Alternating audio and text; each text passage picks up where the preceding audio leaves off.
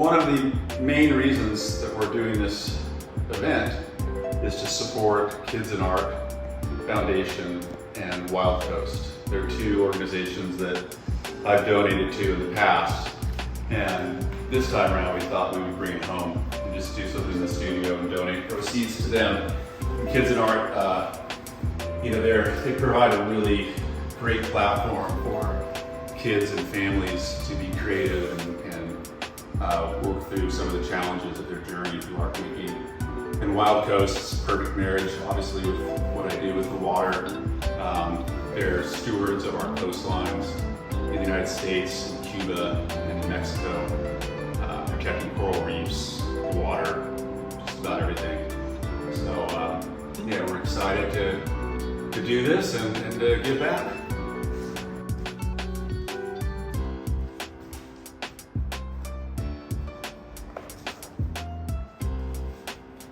So this is a CTP, which stands for Color Trial Proof. And generally speaking, when you're making limited edition prints, you start with CTPs. And what that is you're adjusting the color to get it to where you want it to be. Maybe it's darker, lighter, more saturated, etc. You'll make multiple CTPs until you land on what you want to do, which would then be a limited edition. The CPT stage is over. You'll print the limited edition print that are numbered. There's a big variety of ways that you can number them and how large they are or how small they are. This is a digital limited edition print that I did, I think, around 1999. This is a hand-drawn lithography, which is it's very time consuming. It took the whole summer to do two of these in Magnolia editions.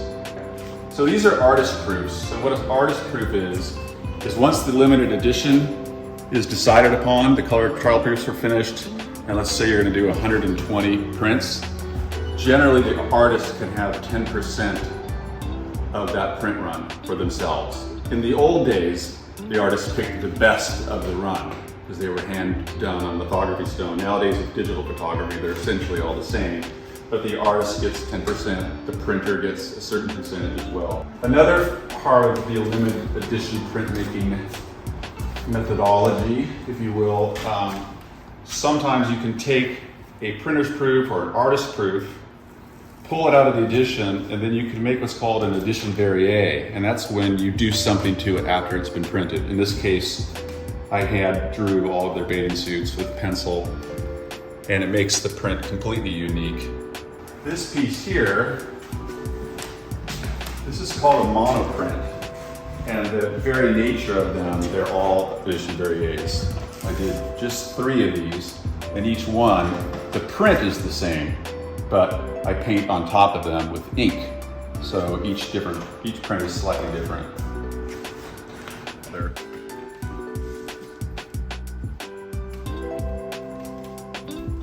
This is another example of an EV, edition verrier. This is a print done on aluminum instead of paper, but it's been completely painted over in oil.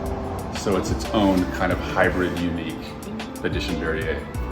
So this is not a print. This is a painting on paper. It's acrylic on paper, and it is basically a maquette. I did this as a study for what ended up being a painting.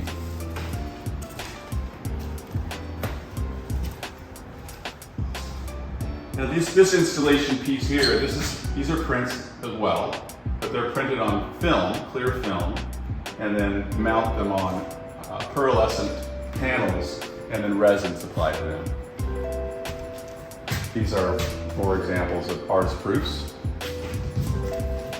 This is a painting, an oil painting on panel with resin. This is printmaking as well, but it's printmaking on aluminum instead of paper. And it just gives an interesting, I think, 3-dimensionality to it. And the sheen, I think, really lends itself well to the water.